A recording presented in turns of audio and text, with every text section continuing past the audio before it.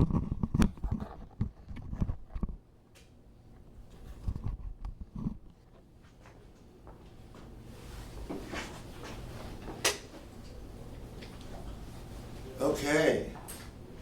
so yesterday we got to the point where we were able to open the door by connecting a contact to the open address of where the button is wired in.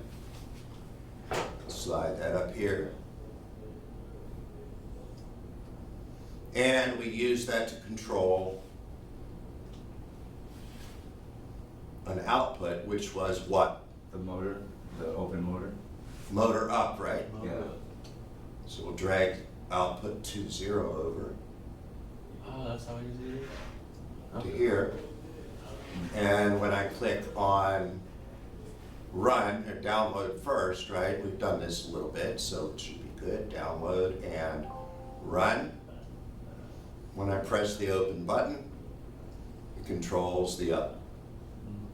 But as you can see, I have to sit here and hold the button, and I really don't want to do that. What's the sense of automating it if you have to stand there and waste time holding a button? Right? The other thing we realized is that when we open this, if we don't stop it, the motor will burn up. So we have to make use of this switch up here to stop it when the door actually gets open. You can see as you open it, the status of those switches changes from green to red or red to green. Of course, we went too far, blew up the motor. So we need to use input 3 to interrupt the delivery of energy to output 2. So we can go ahead and drag. Gotta go back to program first. Yeah, oh, you'll find that out. Yeah, it does. I think it was on program. It was on run, but I guess it switched automatically. I think it might.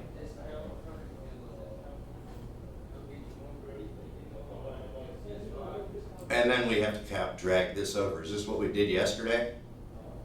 Yeah.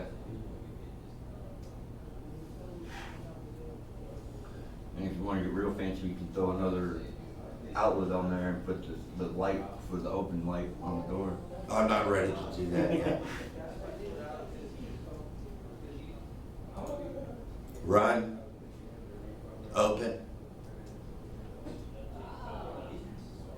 What happened? Your sensor is. You need a NOT gate there instead of an AND gate. Remember what this says? When the switch turns on, we want it to stop, right? Mm-hmm. Not when it turns off. So we need to change this To a close? to here. Yeah. And of course, that means we have to download it again, right? Right. Something's not right. What did we do? Did we do something? I'm not seeing anything going on.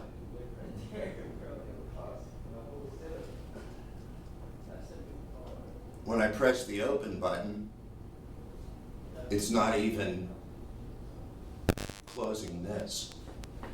So I wonder what happened. Did we put something in there that doesn't make sense?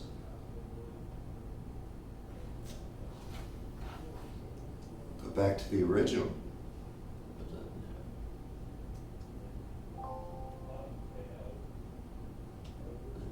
Open. It should open, but when you hold it. Okay, so there's something wrong with Yeah, the but program. switch the program before you download. But it should still have the program that was in there before that. Let's see. Go back to run.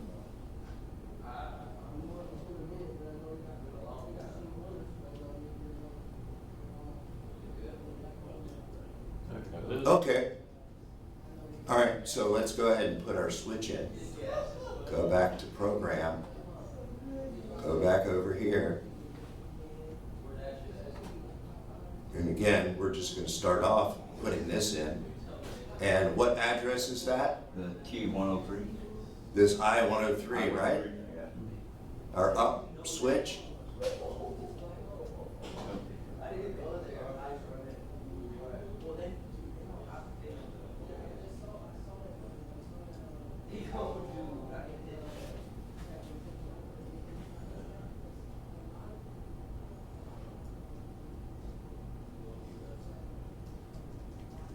Can't push it any further. Go back to program. Download, we don't need to do that, but we do need to reset the simulation. And then we can go ahead to run and open. And that solves our motor burning problem. Okay, but it does not solve the problem of how do we automate that. So let's go back and ask a question. And that question is, when should the motor be running? When you press the open. When the button is pressed, or when else? Because obviously, if it only runs when the button is pressed, then as soon as we release the button, it's going to stop. Which means it's So it should be running when the button is pressed or when the top sensor hasn't been triggered. Okay, that's one way to look at it, but what happens if I don't have the button pressed, but the top sensor's still not triggered? You need the latching. Right, then it's going to run, and it's always going to open. So that won't work, but it's a good thought, and it's a good start.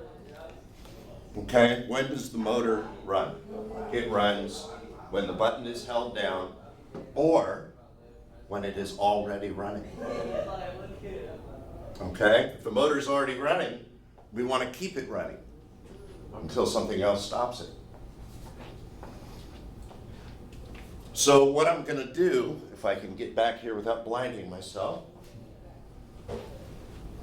is I'm going to use the OR function, and I'm going to create, I got to go to program first, and I'm going to create a branch.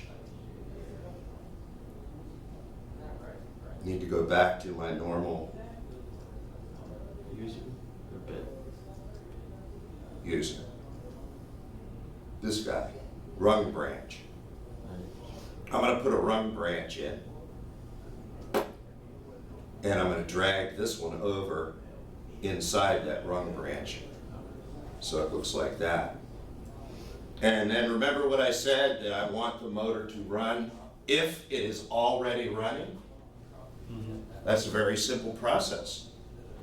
We simply take one of these contacts, move it down into the OR position in parallel with the button, and we will copy the motor address to here.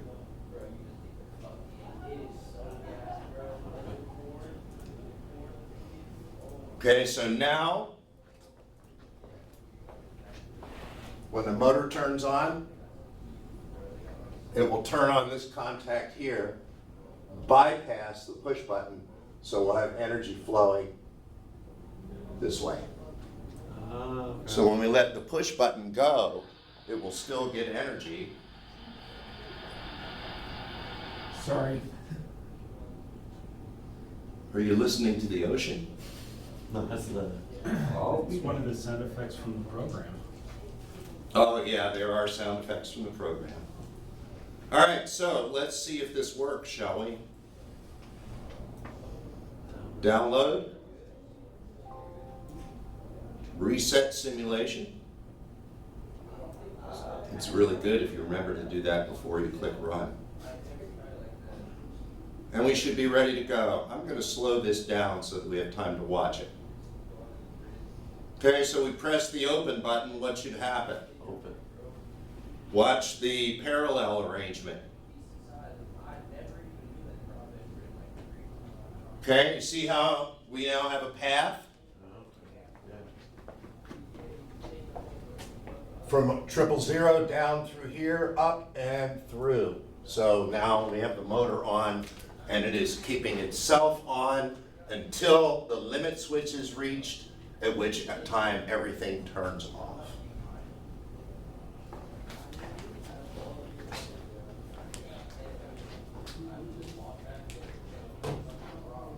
Okay? Now, about the light. What controls the open light? How do we know when it's open? This switch triggers, right? You agree? Yeah. So when the door is all the way open, this switch triggers. So we can grab a contact and an output, put the contact here, call it I103. I don't think I grabbed it. And our output that's dependent on that will be the open output to 1.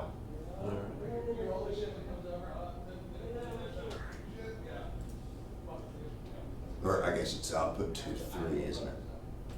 Yeah. Yeah. You see what we've done?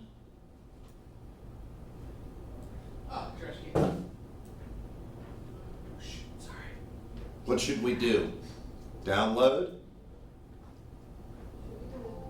and run. Open. Oh, we forgot to reset the simulation. None of y'all said anything.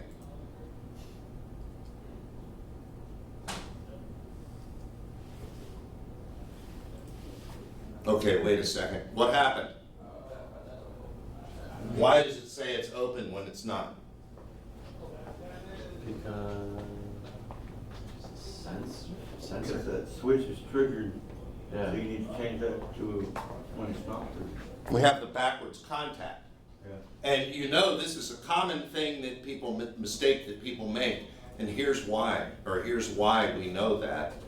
Because when you right click on this, it has the option, oops, I made a mistake, change it to the other type. Right. Because sometimes you just don't know and you'd have to do a lot of thinking to figure it out. And it's easier just to pick one, and if it doesn't work, try the other one, like putting in an LED. Do you want to take the time to figure out which is the plus and minus side of an LED, or just plug it in and if it doesn't work, turn it around, which is quicker? Right.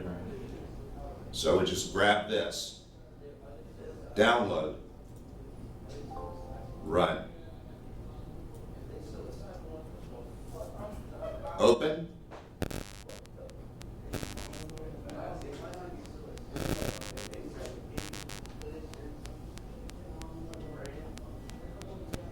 boy, we kept that real slow, didn't we?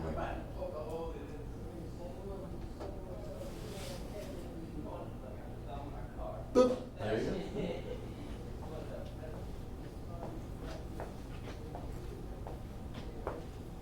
go. Okay, so I've given you some basics here, and really, this is half of the equation. The other half is closing the door, right? So I will leave that part up to you guys to complete, because you have the basic idea of how to do it here.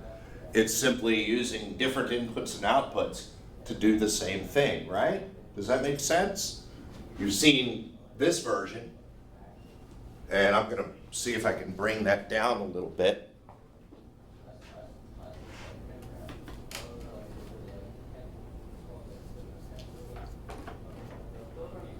That's not helping much.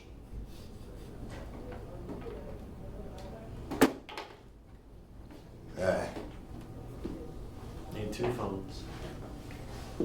No, I'm not even using the phone for that. I'm using. Boy, this is just. We're gonna have to solve some of this bull crap here. All right. We can see it, right? Right.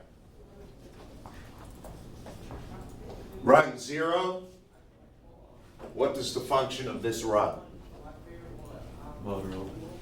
So this is opening the door. All of this is simply opening the door, which is controlled by that motor, right? This rung does what? Switches on the light when the door is open. Switches on the light when the door is open. Okay? So you will need basically this exact circuit.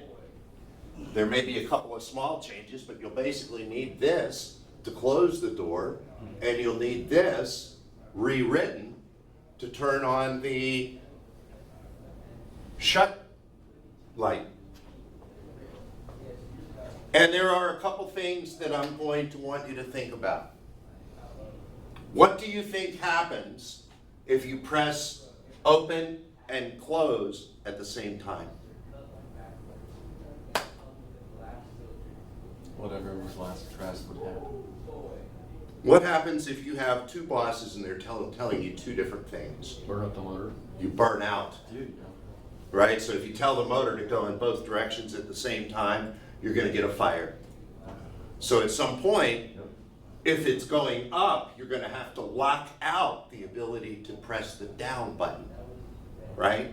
So that's something that you will discover after you create the open and close. Now, as far as the ajar button, Light. how do you know, or how do you light up the ajar button? You use the two sensors on the left side to open and close, and so that it comes on when one is triggered and the other one isn't. Okay, so we can go back to the root and go back to the switches. But there's another way that I want you to think about. We have a light that turns on when it's open, and we have a light that turns on when it's shut. so when they're both. If neither of those two lights are on, then the other light should be on. So you can use the status of the lights that you've already programmed to program the other light. And that way, you know, you don't have to go back to the switches, but again, you know, toilet paper this way or this way, it's up to the programmer to decide how they want to do it. So if you turn in a program, you may use the switches, or you may use the lights, you may use something else. It's okay, that's good. There's room for that type of creativity and that type of preferential programming. As long as it does the job it's supposed to. As long as, number one, it does the job it's supposed to, and what's number two, which is almost as important. Doesn't start a fire. What's that? Doesn't start a fire. Well, that comes under number one. Number two is that it needs to be documented. Okay, so when we talk about documented, what we mean is the program has to contain the information that we talked about, as we talked about it in English. So when I go back to program, and I go to this rung 0, what did we say rung 0 was used for? Open. Opening the door. Yeah, open function. So edit rung comment. I guess I must have hit the wrong thing. Edit rung comment. I don't like these little pads. Okay? Door open. Door control, whatever. Enter. Okay? What is this? I10. That is our switch. That's our open button, right? Yes. Edit symbol, open button.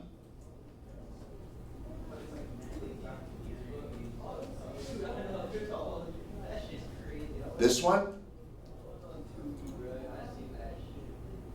Motor. Motor. Status. And again, this is just what I'm picking. This here is limit, open limit.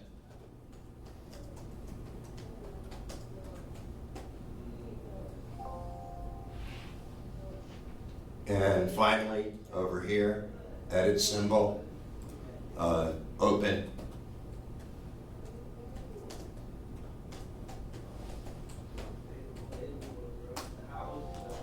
open indicator. And this rung is used for what?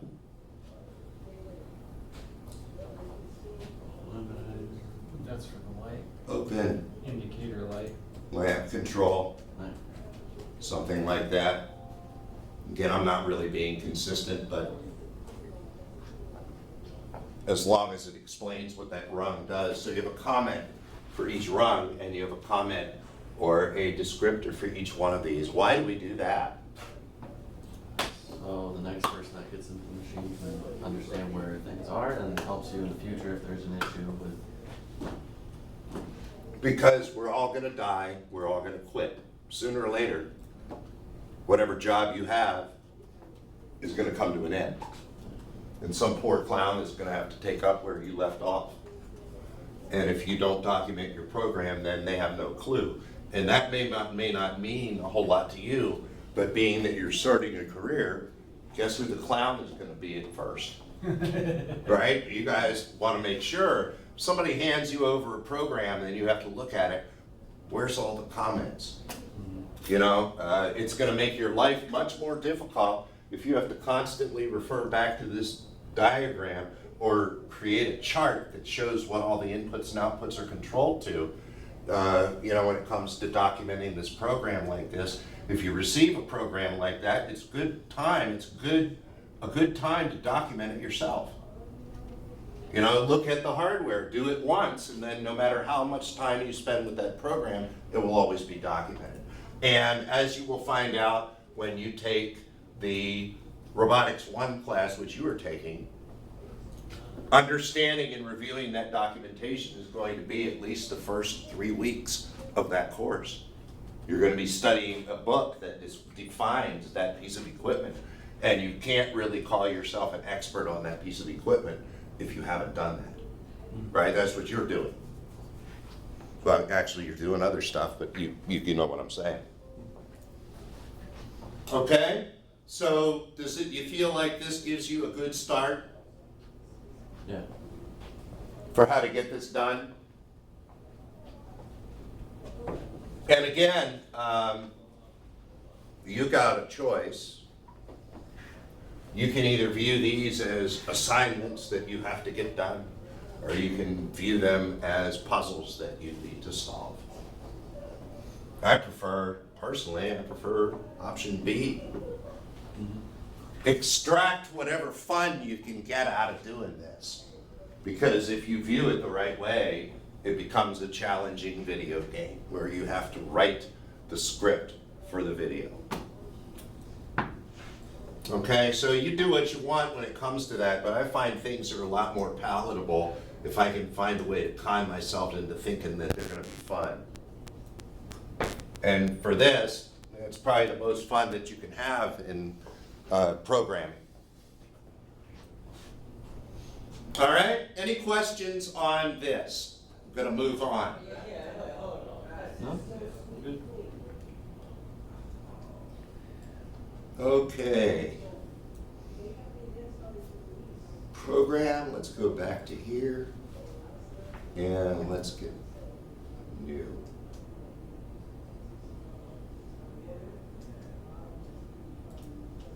All right. If you get this happening like this, where there's no end, just close it. I'm gonna get rid of that. Okay, what I want to do now is I want to kind of concentrate. Let me mess around with the projector some more. And I kind of want to concentrate up here in this area. You see where I'm at? Yeah. It's kind of hard to make it any bigger than it is, but it is what it is. And if you look down here, you see there are a number of different categories. User, bit, timer counter, input output, maybe focusing the projector a little bit better. We have compare, compute, math, move, program, control. We have a whole bunch of different types of commands. that we can use. I want to see if I can find the program in here.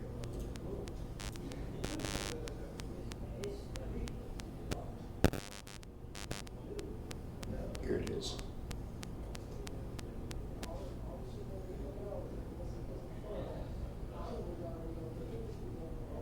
Oh, no, we want it. I want to grab the I/O simulator right here.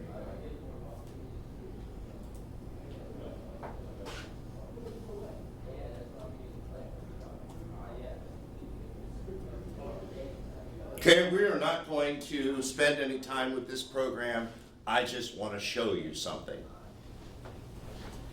We've talked about the PLC controlling doors, things like that. But, you know, looking at what the PLC can do, here is an example of a program that converts from centigrade or Celsius to Fahrenheit. You remember how that works? There's a 9/5 times Fahrenheit and all that stuff, the formula. Well, here you bring in a number, you multiply it times 9, you divide it by 5, and you add 32. That's how we convert from centigrade to Fahrenheit. There's a formula.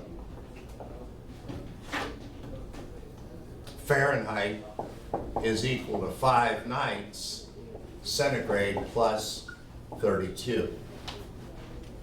So if I multiply the Celsius temperature times 5, divide it by 9, and add 32, I get the Fahrenheit temperature. Okay?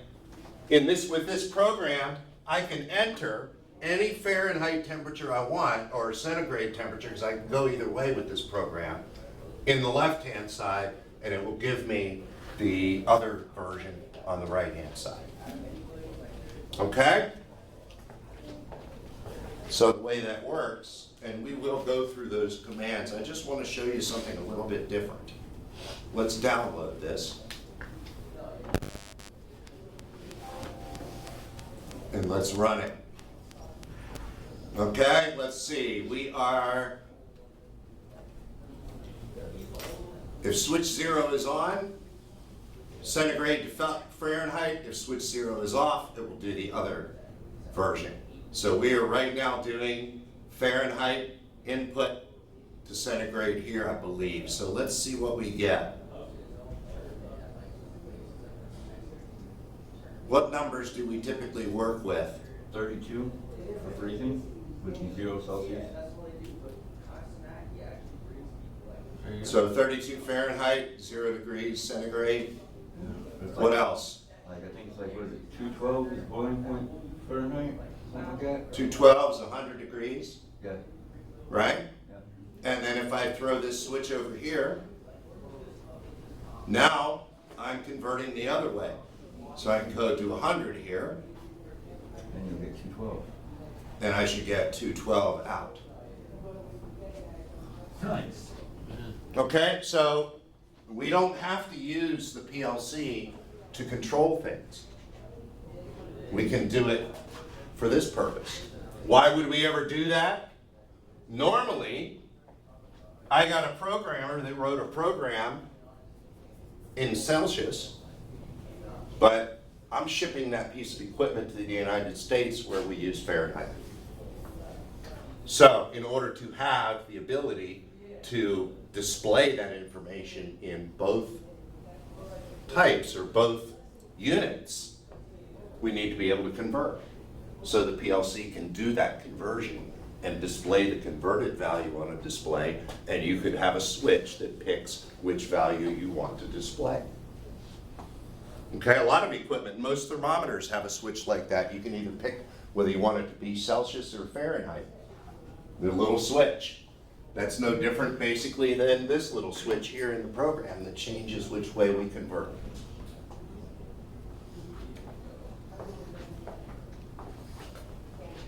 Other things, how are we doing on time? 9:37. All right, so we're good. Other things to look at here, go back to program. Go back to our list of goodies.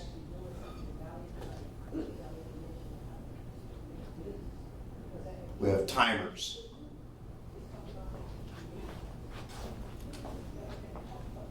This will be our next major thing that we'll talk about. We'll probably start in on timers next week. We have our class next Wednesday. We will cover timers. But just as an introduction, timer on delay is the type of delay that you would have if you have a burglar alarm at your house. And you arm the burglar alarm, and then you need 30 seconds to get the hell out, right? So you're going to delay turning on that burglar alarm by X amount of time, which would be here, the timer, what's the preset value, 30 seconds or whatever. And then this thing, when it receives a signal from the input, maybe this is the key switch turning or the arm button, it will start a delay.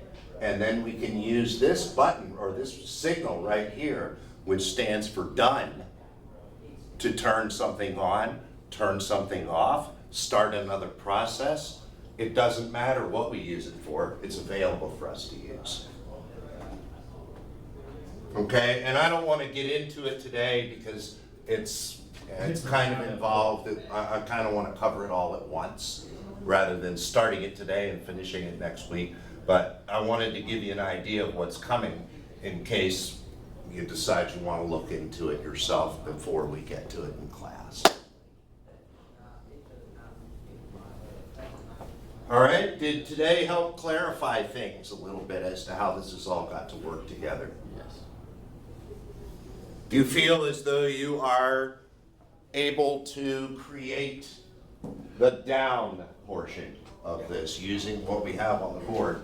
Do you think you'll be able to convert that over to moving the door down based on changing the addresses and possibly a few other things? You think? What do you think? Should be able to do that? Is this making sense? Good? Something like this? Huh? Is it something like this? I don't know. You did it while we were sitting here? Yeah. No, we don't know that. The hell is that thing? Huh? What is that thing? What, this? My face? Oh, jeez. Oh, that's right. Forgot about So you. when you hit the close button, or hit the open button, does the jar light? Look, it should go without saying that you guys are working as a group.